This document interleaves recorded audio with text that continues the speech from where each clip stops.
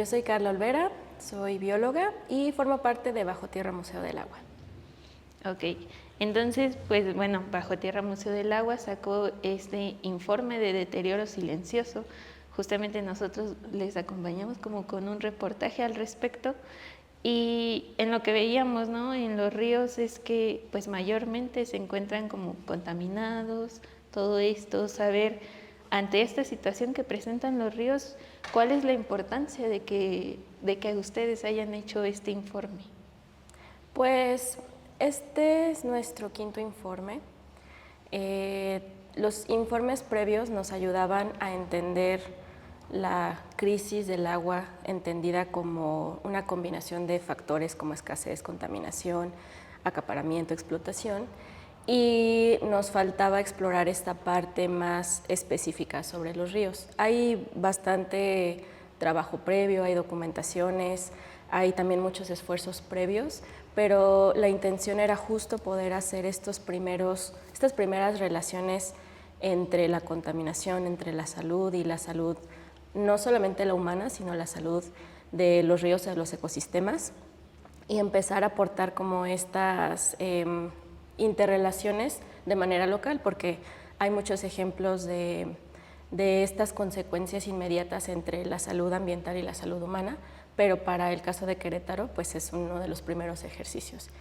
Y justo para entender, o sea, enmarcado en esta gran crisis del agua que hemos estado estudiando y divulgando en estos años, nos faltaba esta parte de la contaminación, ¿no? Y justamente hacer énfasis en las causas, pero también los efectos, y no solamente los efectos humanos o materiales como usualmente se suele ver, sino también los efectos sobre el mismo río, ¿no? La salud del mismo río. Entonces de ahí un poco la necesidad de hablar de estos temas y dar continuidad a lo que hemos estado trabajando en la cuenca del río Querétaro y hablar ya un poquito más de otros territorios que nos conectan a través del agua, que pareciera que no están conectados, pero al final sí lo están.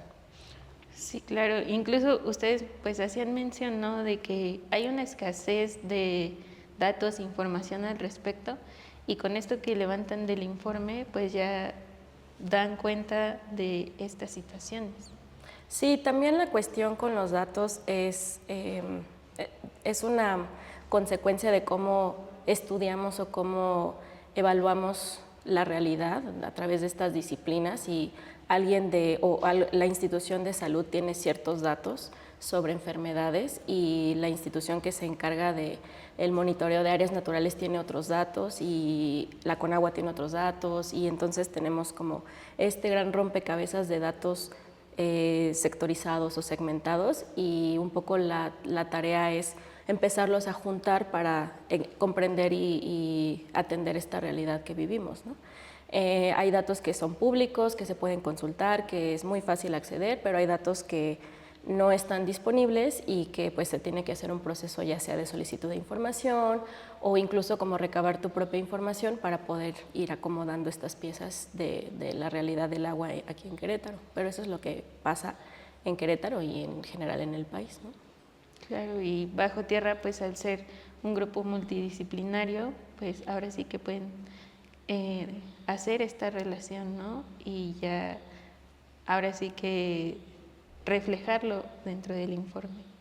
Sí, claro, y también poder hacerlo de una forma de divulgación, o una forma a través de un lenguaje que sea lo más sencillo posible. Ese ha sido uno de nuestros principios desde hace 5 años que estamos trabajando, el poder transformar esta información que a veces es muy técnica, que a veces es muy especializada, y poder transformarla en un lenguaje que sea más sencillo, más amigable, y que también esta es otra barrera de acceso a la información, ¿no? O sea, sí podríamos descargarlo de las bases de datos de alguna institución, pero ¿cómo lo interpretas? Y creo que también el informe aporta muchísimo algunos pasos o algunas como te aporta como la explicación de cómo interpretar esos datos, desde las NOMS, desde qué entendemos por contaminación, los diferentes tipos de contaminación, los efectos, a qué institución le toca qué, Entonces creo que también el informe aporta en ese sentido estas herramientas para poder interpretar y que pues sea la ciudadanía quien interesada en el tema, quien empiece a también tomar acción y parte de estas cuestiones del manejo del agua en la ciudad. Sí, un poco, de hecho, hablando del tema del informe, veíamos que sí es muy, muy sencillo como ver esto, ¿no? En cuanto a los cauces, los ríos, su índice de calidad visual ambiental, que era como algo que ustedes abordaban, era sencillo, ¿no? Como hacer esta identificación de que ustedes pusieron como el semáforo, de que en verde es estado óptimo, amarillo subóptimo, naranja marginal, rojo pobre. Y pues así como que pudimos ver como cómo están las zonas, ¿no? Pero también encontrábamos que viene una numeración y esa sí fue como que no pudimos como saber de qué trataba. Entonces, si tú nos pudieras explicar como a qué hace referencia la numeración según lo que está ahí. Sí, claro. La parte del recorrido que hicimos en estos sitios de los cauces de la cuenca del río Querétaro, decidimos hacer un índice. Es un índice, en realidad es un índice que ya tiene bastante tiempo, es un índice que se crea en Estados Unidos para ríos de Estados Unidos y te da cuenta de ciertas características del río. Optamos por un índice porque justo retomando esta idea de la salud planetaria, una sola salud y estos efectos de contaminación en la salud, también lo traspasamos a la salud de los ríos. Entonces, pensando en los ríos como seres vivos o como estos sistemas vivos, hay una serie de indicadores que nos dan cuenta del estado de salud, ¿no? Un poco similar a cómo evalúas la salud en las personas, que tienes signos y síntomas que te pueden dar cuenta si algo no está funcionando adecuadamente en tu cuerpo. Igual en los ríos hay esta serie de signos y síntomas que te indican, que puede ser signos o síntomas o indicadores que te hablan de procesos de miles de millones de años a través de cómo se va erosionando la tierra, las rocas, de cómo va escurriendo el agua, indicadores que son de décadas o de años a través del estado de la fauna, anfibios, peces, etcétera, o procesos muy pequeños o muy puntuales de segundos a través de indicadores bioquímicos, físico-químicos del agua, ¿no? Entonces, este índice lo que nos permite es justo poder interpretar algunas cuestiones de la vegetación, el estado de la vegetación, el estado de los sedimentos del fondo del río, los procesos erosivos, la cubierta de los suelos, qué tanto está expuesto, erosionado. Entonces, este índice consiste en 20 variables que tú vas evaluando, 10 variables. Este índice consiste en 10 variables que tú vas evaluando y hay un rango de evaluación del 1 al 20. Entonces, por ejemplo, uno de los parámetros es justamente qué tanto sedimento hay sobre el fondo de las rocas. Y en un río sano, por ejemplo, encontrarías un sedimento que son rocas, arenas, y hay algunos espacios donde pueden estar peces o estar insectos acuáticos, y esto ya te habla de un proceso ecológico a mayor escala, ¿no? Y por ejemplo, en un río enfermo tienes un montón de lodos en el fondo y no hay espacio para que haya estos procesos de los organismos acuáticos. Entonces, eso también te habla de otro proceso ecológico que se está perdiendo, ¿no? Por ejemplo, hay otro indicador, hay otra variable que nos habla del estado de salud de la vegetación. En un río saludable, por ejemplo, tú tendrías plantas de diferentes formas y de diferentes edades. Tienes pastos, arbustos y árboles. Y tienes árboles que son muy grandes, muy viejos, y árboles que están creciendo, porque eso te está dando cuenta de que en el río están estos procesos, nutrientes y todas las condiciones para que la vegetación siga reproduciéndose y siga cumpliendo esa función de proteger al río, de otorgar nutrientes, etc. Entonces, en estos parámetros tú vas evaluando estas características de la vegetación, por ejemplo, de del flujo del agua, si hay pozas, si hay estos rápidos o si hay como cascaditas, que eso te permite que se oxigene el río y eso permite a la vida permanecer en el río. Entonces son esta serie de indicadores que tú evalúas y te dan cuenta de la estructura y de la función del río. Es más o menos cómo funciona. Y hay muchos indicadores. Hay indicadores como ya muy específicos que evalúan, por ejemplo, las diatomeas, que son estas algas microscópicas, o insectos acuáticos, o anfibios, o aves, o hay otros indicadores que te hablan sobre el sustrato del río, si encuentras rocas, arenas, gravas, etc. etc. Y pues usas todos estos índices para poder determinar la calidad y la salud del río, para evaluar causas y efectos y para también analizar estrategias de restauración, por ejemplo. Ah, ok. En esto mismo, pues a ver, ¿no? Ustedes ya que aplicaron esto del índice, saber, por ejemplo, en qué porcentaje encontraron pues esta contaminación, ¿no? Ya sea que a mayor escala, a menor escala, pero ¿en qué porcentaje de los cauces que analizaron encontraron como esta contaminación? Pues la mayoría de los sitios que visitamos ya presentan un grado de alteración en su estructura y función del río, y también hay indicios de contaminación, tanto contaminación por residuos, o sea, mucha basura, muchos plásticos, muchas llantas, muebles incluso, ¿no? También se identifican descargas y como estos indicios de contaminación orgánica, ¿no? Típicamente, o bueno, en el caso de la cuenca del río Querétaro, solo aquellos sitios que se encuentran en las partes más altas, que serían las montañas o las partes más altas de las cuencas, de la cuenca, se encuentran con una condición entre óptima y en una condición muy buena.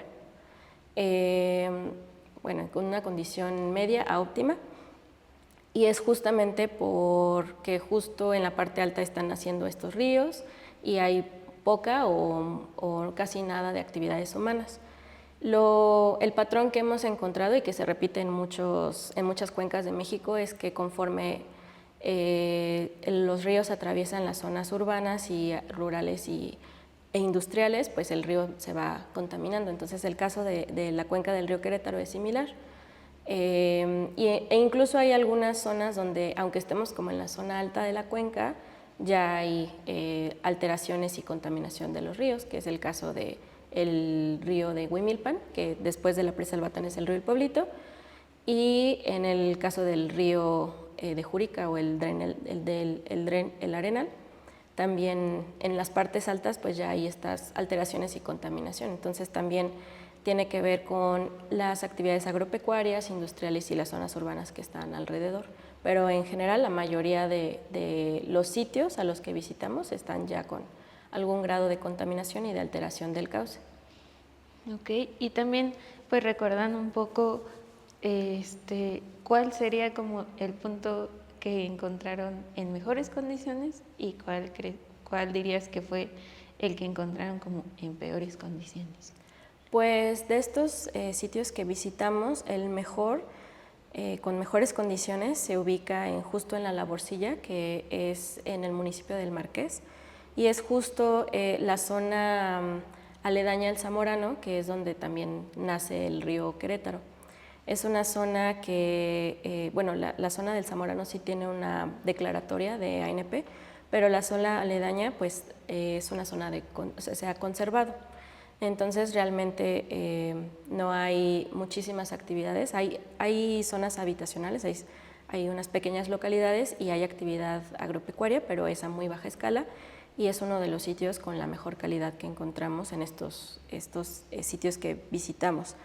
Y uno de los peores sitios pues es justo en el río Jurica o el Dren El Arenal, en la parte de casi un poquito antes de que se conecte con Santa María Magdalena. Es una zona donde el río ha sido dragado, es decir, que se ha excavado para hacerlo más profundo, y ya no tiene vegetación, ya no tiene, digamos, como un flujo con una misma velocidad, con una misma profundidad, es un flujo como muy continuo, no hay pocitas, no hay cascadas, es solamente el flujo. Y en el momento que fuimos a tomar las fotografías, a levantar los datos, vimos que estaba justo una retroexcavadora y había una descarga de agua residual así muy evidente. Entonces creo que ese es el sitio con una de las peores condiciones que hemos visto, pero también, por ejemplo, en el momento en el que los 3 ríos se unen en las adjuntas, que es ya llegando a límite con Guanajuato, también ahí ya tú tienes la suma de toda la contaminación de toda la cuenca. Entonces es un punto donde también ya el río tiene, nuevamente, el río tiene un solo flujo, no hay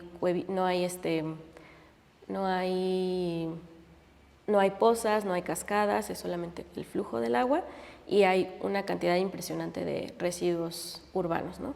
Entonces esa también es una de las zonas con peor condición de los ríos. Que ahí es donde se concentra totalmente como ya toda la contaminación de los 3, ¿no? Porque en la visita que también hicimos, el olor como que sí es hasta insoportable, como que también el olor por lugar llega a ser como un poco más tolerable, pero ahí sí como que esto de los olores también termina reflejando en qué estado ya está la parte de las adjuntas. Sí, claro. Y justamente en las fichas que hicimos de los ríos, las fichas de caracterización, además del ICAP, incluimos también una descripción de cómo se encuentra el cauce y también la basura que pudimos identificar, estos residuos sólidos, y también identificamos alguna espuma, algunos aceites y también el olor, que eso es algo que, por ejemplo, no evalúa el ICAP, pero que también es un indicador muy obvio de la contaminación de estos ríos. Okay. Y bueno, ahora sí que ante estas situaciones, ¿no? que encuentran con este informe y levantamiento de información de que, como dices, la mayoría pues están en un mal estado, pues ¿qué se puede hacer al respecto, ¿no? Que es como también una parte importante que viene en el informe de pues desde dónde empezar como a atender esto, porque pues también por el estado en el que están vemos que cada vez está avanzando más su deterioro.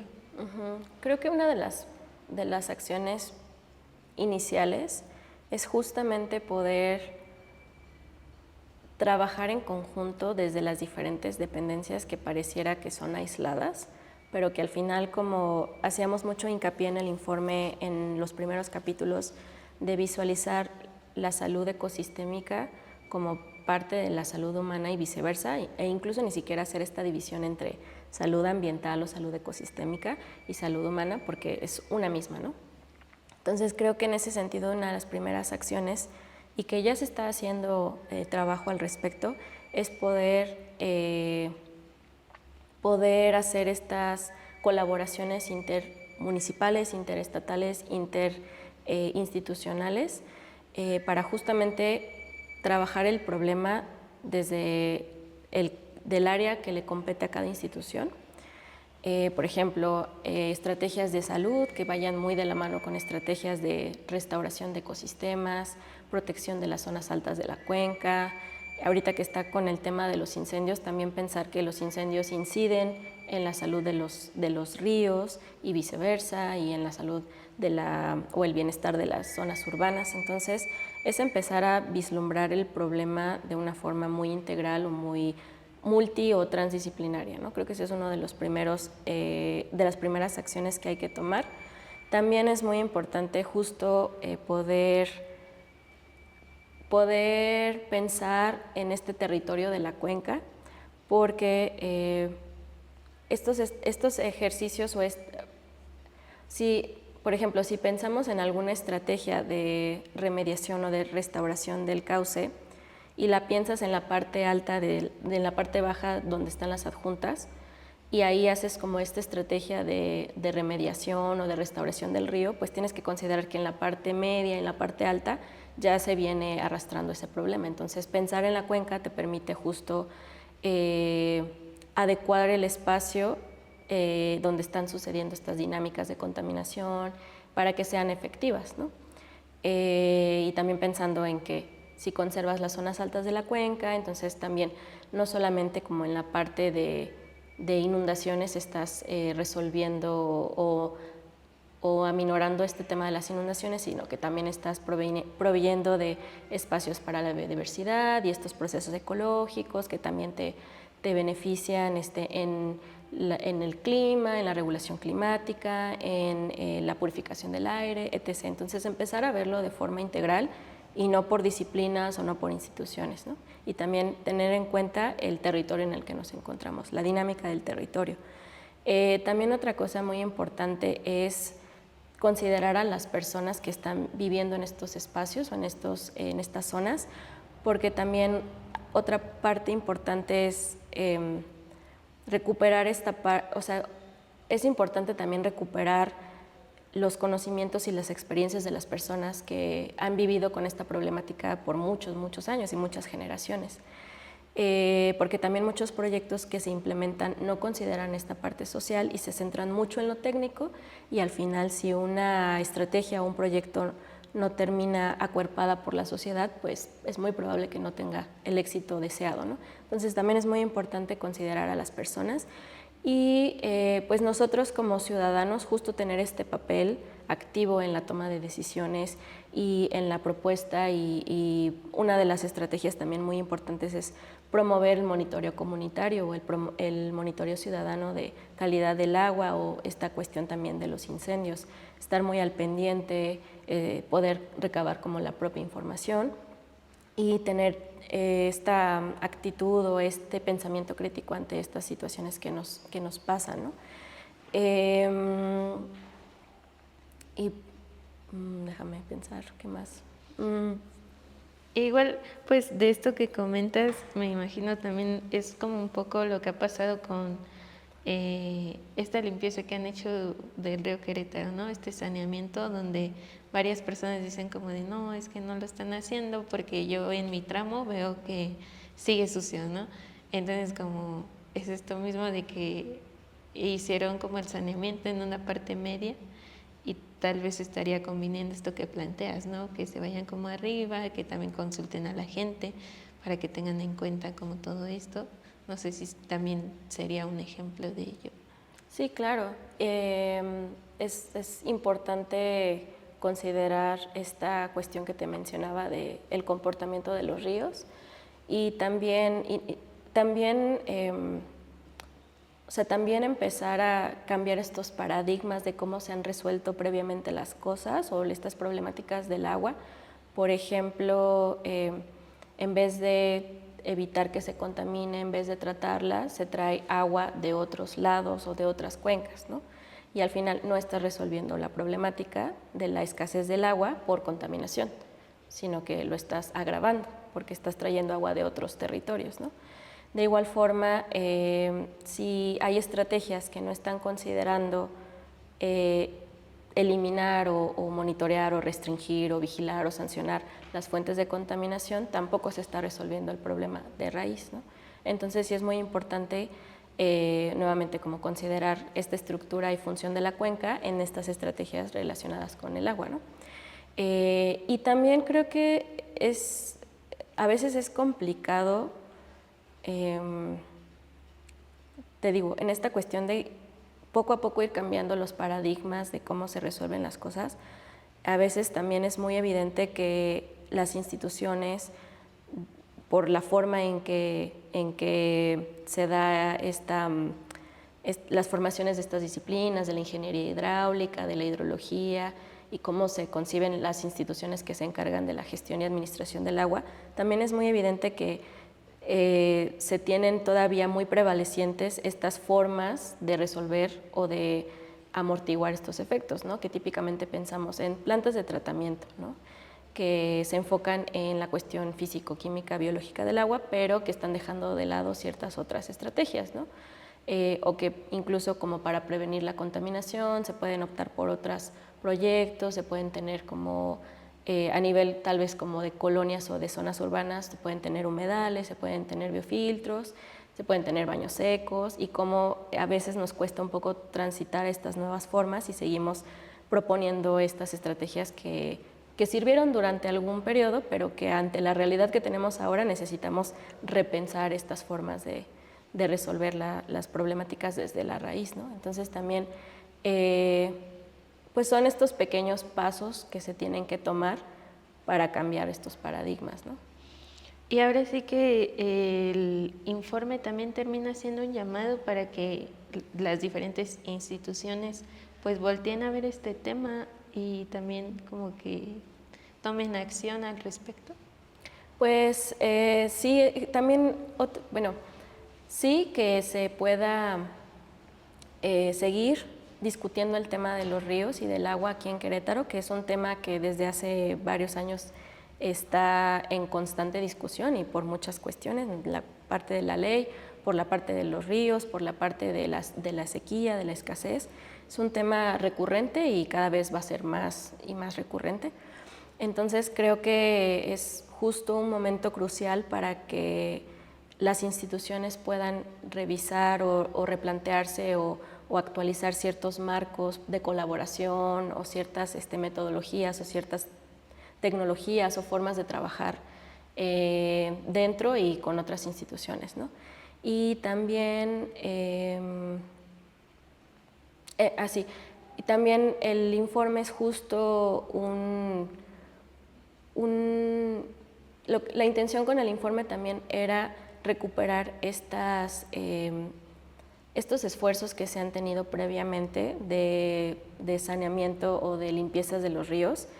Es un tema que lleva desde hace décadas y que diversos esfuerzos de la ciudadanía, de las colonias que están afectadas directamente, han implementado ciertas estrategias, ¿no? Como también en el 2019 un montón de limpiezas ciudadanas y como en cada uno de los ríos, en el río Pueblito, en el río Querétaro, en el río Jurica, hay y han habido estrategias ciudadanas de limpieza y de monitoreo y que le están dando seguimiento, ¿no? Entonces también eso era muy importante poder recuperarlo en el informe y también mencionar, ¿no?, que sí, una parte es la institución, pero otra parte es la ciudadanía y que en realidad deberíamos estar trabajando en conjunto, ¿no? Ok, pues muchísimas gracias por venir a hablarnos de esto del informe. No, pues muchas gracias por la invitación.